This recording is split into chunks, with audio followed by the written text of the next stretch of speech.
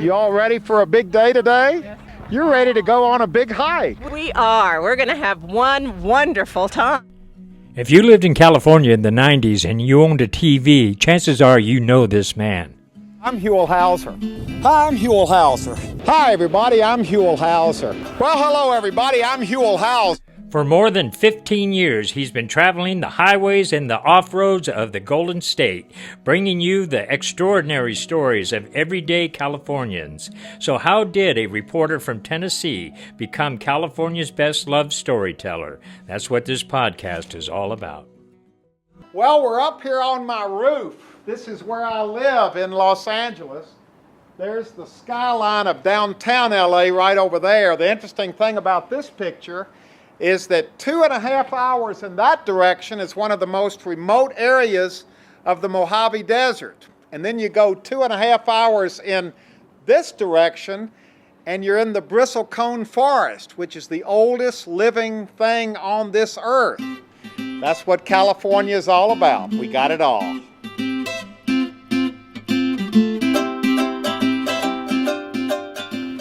I was born and raised in a small town in Tennessee. I had one of those idyllic childhoods, kind of like Leave It to Beaver, kind of a childhood, good family life, good parents. My parents were married for 53 years. They believed in traveling. They believed in taking us places and showing us that there was a bigger world outside of our small town. We used to go to New York every Christmas and see Broadway plays and ice skate at Rockefeller Center and go to St. Patrick's Cathedral, and all of this left me with this knowledge and this urge to kind of know that someday I was going to leave that small town and go out and see what the rest of the world was all about. I got into local television in Nashville, was a feature reporter on the NBC station there for over 10 years. Was picked up by CBS in New York, spent a couple of years in New York at the local station there, then came to the local CBS station here in Los Angeles, and after a while was absolutely consumed by this idea that what California could use would be a program hosted by a guy like me who could travel around this state and uncover all of the wonders of California. This was a dream I had. To put together a statewide series about California, and I didn't know exactly how to do it. I certainly didn't know all the cast of characters that I needed to approach to get this on the air. So I took 2 weeks off, got in my car, and started in Eureka and worked my way all the way down California, visiting all 13 PBS affiliates in the state, knocking on the door and saying, "Hi, I'm Huell Howser, and I have this idea about doing a program about California. If I do it, will you air it?" And most of the stations, well, all of the stations kind of humored me and scratched their heads and said, "Sure, if you want to do it, go ahead. We're behind you all the way."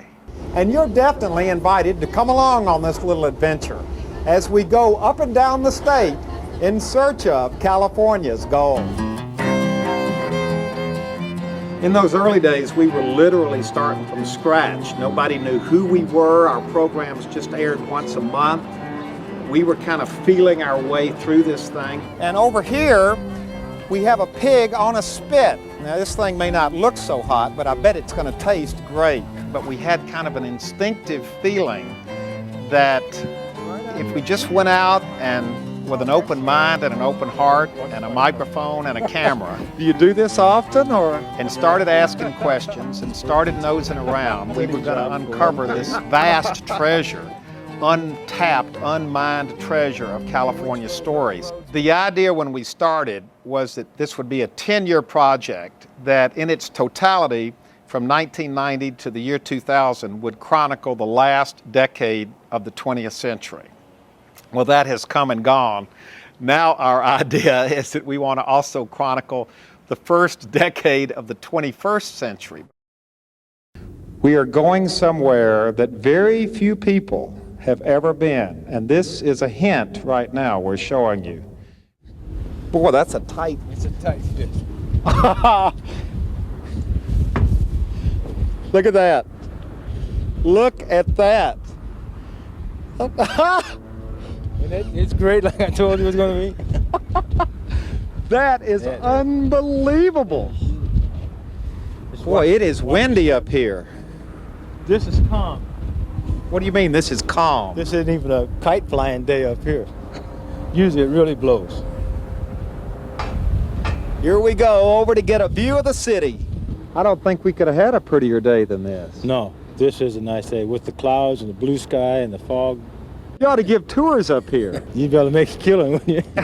Now, I have been noticing since we got up here that I don't know whether we can get over here just a second. I'm looking at the different colors of paint on this cable. Right. It looks like they've been painted different colors over the years. Well, as we were painting the tower, we would get the first section what we could reach off the swing stage. And the rest of it still has to be painted. Oh, I got you. And then you notice on top there's a different color altogether. It's some non-skid paint. When we walk down it, sometimes it's wet, slippery, and that way. Wait a minute. What do you mean when you walk down it? Well, we have to come up here and check our rigging like every Monday morning. So you mean people walk down this cable? Yeah, and after a while it's almost like walking on the sidewalk with a good view. You are kidding. No. We've done everything from climbing to the top of the Golden Gate Bridge to going down in the 16-to-1 mine in Sierra County with the miners. I think at one point in my life I might have been claustrophobic. That has long since passed from my consciousness. I do things on these shoots that I probably wouldn't do in normal life, but I get so swept up in the show that I forget that I should be nervous about it. Did you have to learn not to be claustrophobic? Well, not really. I started off when I was really young. There's been a couple times when I've been underground that I got a little claustrophobic, but no, you get used to it. But this is like a lot more open than I thought it would be. Yeah, most people say that we bring underground. They go, it's nothing like I pictured. It's a lot different. People get a preconceived notion in their mind, and then they realize it's different underground.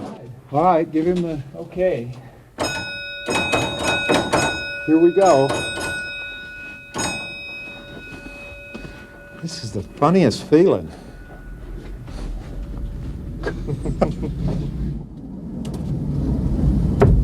Is it okay to feel a little anxious now? Because I'm feeling it.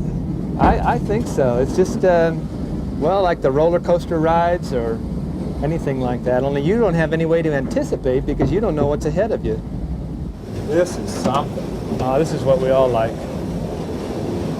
What do you mean this is what we all like? Well, I think the miners, even sometimes, I guess everybody takes their work for granted, but when you start coming into a place like this and seeing all the crystals and quartz veins and the whole matrix of the geology here, it's pretty humbling, I guess. Oh, you could say. look at this. Now we have white quartz on both sides of it. White quartz. Fire in the hole! Fire in the hole! Oh my gosh. Fire in the hole. So now we've got how long? Now we've got 3 minutes to walk that way. No, not walk that way. Get your body out of it. Well, We are getting out of here. come on. Any time, huh? It's late. Now what happens if we stand here for 10 minutes and it doesn't go off? Then we wait for an hour. An Really? hour, 45 minutes. That's how long you wait? Yeah, in case we have a slow burning fuse or something like that. Very rarely does that happen. Very rarely. Well, I'm going to sit down. Oh! I think the most frightened I ever was, and when I look at it, I can't believe I ever even did it. I certainly probably wouldn't do it again, was when we climbed to the top of a 20-story windmill and stood up there on the top and did an interview up there with the blades going, and each blade is the size of a 747 wing. And the reason why that safety hook is so important, if you ever needed a safety hook, it's where we are right now. Look at this. We are on top of the turbine, on top of the world. Almost, we feel almost like being on top of the world, eh? Wow. Look at this, and this cord holds us in case a big gust of wind comes along. That's right. Safety is very important up here. Boy, you get a little lightheaded up here. Yeah, that's right. So Wait a minute, what's that noise? It's basically the blades pitching right now. The blades are pitching. We are not exactly in the right wind direction right now, so the blade would like actually to speed up, but we disabled the machine so it doesn't start up. I don't know whether we can even show the whole blade. So This is an amazing blade. How yeah. big is this thing? Every blade is 100 feet long and weighs 12,000 pounds, every blade. Look at this blade over here. Now they're beginning to actually move now. The wind is picking up. No, it's just pitch. Actually, we are not pointing into the right wind direction. We disabled the yaw, so she's not pointing into the wind, but we will do that afterwards. I hate to tell you, I'm beginning to get a little... This is kind of weird standing up here. Yeah, you lose your perspective and everything moves. Wow. Where are you supposed to look so that you don't get vertigo up here? Yeah, the nacelle is a good point. Well, maybe you should just close your eyes. I do remember at the time, for a moment, thinking, why are you doing this? And certainly when you look back on it, that question is still in my mind, but it made a good show. Oh, look at this shot, Cameron. Look up here. Physically most arduous are when we're doing like nature type of stuff. You know, I'm walking over rocks and ditches and creeks and up hills, and he's trying, and he just keeps going, and I'm just trying to chase him with the camera and do my best not to trip and fall into a hole or, you know, wind up, you know, flat on my backside from tripping over a log or something. We operate on the premise that TV ain't brain surgery, that the stories, that's what it's all about. And if you have a good story, it doesn't have to be overproduced. It doesn't have to be overlit. There doesn't have to be makeup and wardrobe and limousines and dressing rooms and all of this Hollywood stuff. It's as simple as just going there and asking the questions and reporting the story. The most incredible show that I can recall, one of the recent ones, we were in Death Valley this past spring where they had this 100-year incredible rainfall with the wildflowers that were just everywhere you could see. And we actually had the opportunity to go kayaking in Death Valley in the lowest spot in the continental U.S. History is being made. This is amazing. And I bet this even gets you excited, doesn't it? An old hand at this. 15 years here, and it's only the second time I've ever been on this water. It is amazing. Wow. And you know, when you're out here, this lake looks so big. Oh, it's an optical illusion. It looks like it goes as far as you can see in the distance to the north because it's so low, so level out here. Let's cut around just a little bit. How deep is this lake? Probably at the deepest point, 2.5, maybe 3 feet. What are all these specks on the top of the water? It's actually salt, Huell. We're seeing salt particles coming up to the top. Really? Just pure salt? Pure salt. You know, you get the sense that you're on an ancient lake when you're out here, don't you? You do. I mean, if you know what to look for, you can even see the shorelines up high on the ridges, up to 600 feet high, where that old lake stayed for maybe thousands of years at a time before the water started lowering. And isn't it interesting how things have a way of coming back? Oh, it is. And what if it stays wet? What if year after year it gets wetter in Death Valley? Who knows? Maybe sometime within our lifetime we'll see a permanent lake. I wouldn't bet any money on that. Well, you don't know. This could be the beginning of a whole new weather cycle. It could be. We don't know. That's the fascinating thing about the weather. I mean, we try to predict it, but we really don't know. Well, let's just sit here for a minute and take it all in,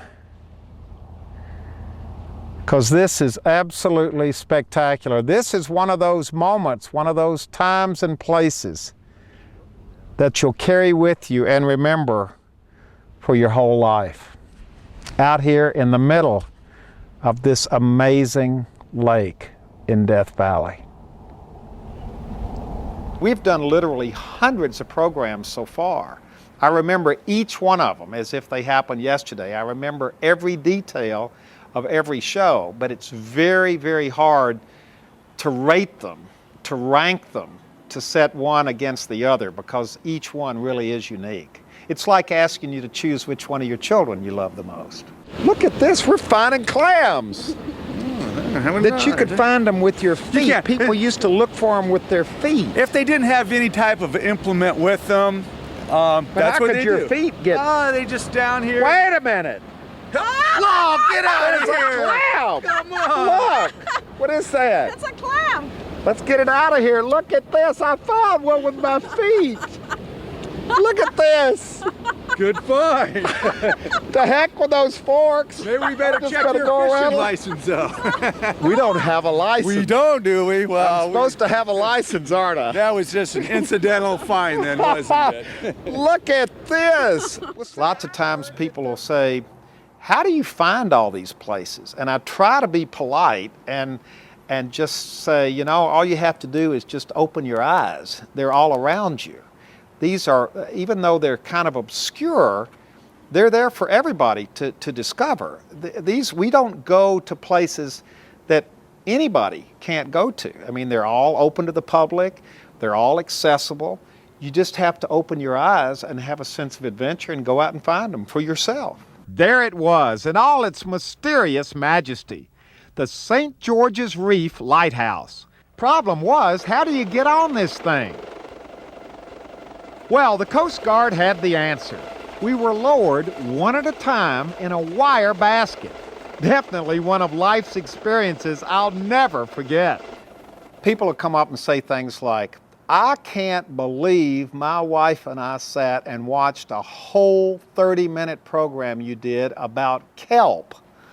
Because when it started, we turned to each other and said, there is no way that he can make this subject interesting. My premise is, and I consider that a compliment, because we love the idea that if you, and I'm convinced that if you put a spotlight on any person or any subject and you're genuinely interested in it, you can make it interesting and something that people enjoy watching.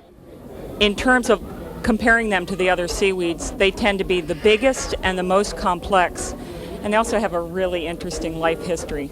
Now, what do you mean life history? Well, the sex life of the kelps. The plant that you see, the giant kelp, is just one stage of a really interesting life history. And the other stage includes tiny microscopic male and female plants. The females make eggs, the males make sperm, the sperm drift over and fertilize the eggs, and then the product of that union grows up to be this big giant kelp. It's pretty neat. I never thought I'd get this excited about kelp. Now, a kelp forest is not only beautiful, it's also commercially extremely valuable. Kelp is a California crop. Why California? It has an interesting history. Back at the turn of the century, the United States used to get all of its potash from Germany. And of course, with the hostilities in Europe and the onset of World War I, we needed to find a new source of potash, and you can get potash for kelp. That's for fertilizer and explosives. Do you think kelp is underappreciated? Well, since it pays my mortgage and feeds my little girl, I very much appreciate it. No, I mean really. I mean this is a serious question. Because a lot of people might look at this whole subject area as rather frivolous and not very important. But Possibly. You go to your average citizen and ask them, what's kelp used in? They might know about it, and usually the number one answer is ice cream. And that's what most people think, oh, kelp's in ice cream. And you could probably do without kelp and ice cream. But you would be amazed how many other products it actually is used in, that we use on a daily basis. You probably come in contact with something that has algin or a kelp product in it literally 20, 30 times a day. I love it when people come up to me and say, you know, we love watching your show, but we find it so interesting that a person with an accent like yours is hosting a program about California. I love it when they say that because it allows me to say back to them, okay, what kind of an accent should the host of California's Gold have? And they'll say, well, you shouldn't have any accent because there's no accent in California. Or you should have a valley accent or a beach accent. And then I say, well, what about having a Vietnamese accent? We know that sooner or later we have to leave this camp for our new life. So we want to have something for memory. More Vietnamese live in Orange County than any place outside of Vietnam itself. Or what about a Cambodian accent? Now, are these from Cambodia, or are these Cambodians who are making CDs here in the United States? This one, the Cambodian make in United States, and some from Cambodia too. Really? Yeah. More Cambodians live in Long Beach than any place outside of Cambodia. What about a Filipino accent, a Mexican accent, an Irish accent, an Italian accent? I dare say there are more Tennesseans living in California than any place outside of Tennessee. The point being that California never has had and never will have one accent. There is no California accent, because from the very beginning we have always been a place that has brought people from not only all over this country but from all over this world in search of the California dream. It's still alive today, and it's still bringing people here. I think California's gold appeals to new people, newcomers to California, because they're learning about their new state, their new home.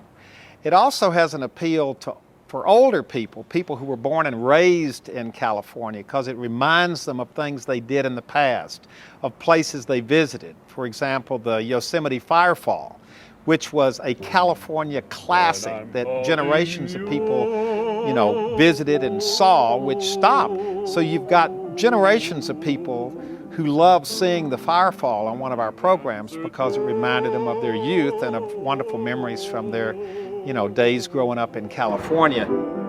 How many people have seen the Firefall? You're kidding. You're kidding.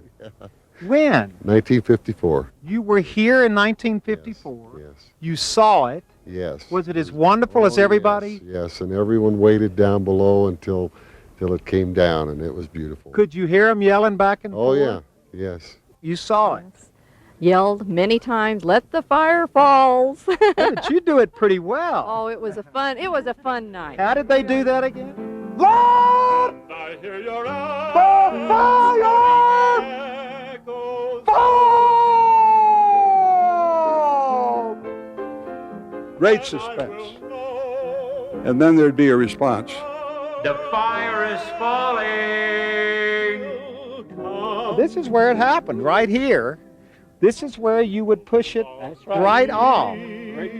Right between those two rocks over there. You see that nice smooth flat area? Right there. Right off here. That's right. And Camp Curry would be right down there. Right below us. And you could hear the clapping from the meadows and all around the valley afterwards. It was, I get very emotional even thinking about it now. I get emotional hearing you talk about it. It was a very emotional experience. And a lot of people would actually cry. I think the wonder of California, the beauty of California, the lesson of California is that it has taken in someone like me who, when I came here in 1981, didn't know a single person in this state, didn't know where Chino or Chico or Redding or El Cajon, I didn't know where any of these places were. It has taken a guy like me from Tennessee with an accent like mine and made me a Californian, a full-fledged Californian, not a part of a Californian, not a tentative Californian, but a Californian that has been fully embraced. Over the years, I can't tell you the number of days we get through shooting all day and we're in the car and we're heading home through different parts of California, and it's getting about sunset, and we'll just pull over to the side of the road and stand out by the car and look out over the scenic view and watch the sunset and just quietly kind of take a deep breath and realize what a wonderful life this has been and is, and how wonderful it is that I've been able to do something for a living that gives me this much personal satisfaction. I'm never going to retire. I have this vision of someday standing there and ending one of the programs by saying, I'm Huell Howser, and I want to thank everybody for joining me on this adventure, and I'll see you next time as we continue our search together for California's gold. and then I'm just gonna fall over dead in a sand dune right there, and the credits, the camera will keep rolling, and the credits will be the sand blowing over my dead body, and people at home will turn to each other and go, well, I guess that's Huell's last show. To order a DVD copy of this program, call 888-814-3923 or visit kvie.org/viewfinder.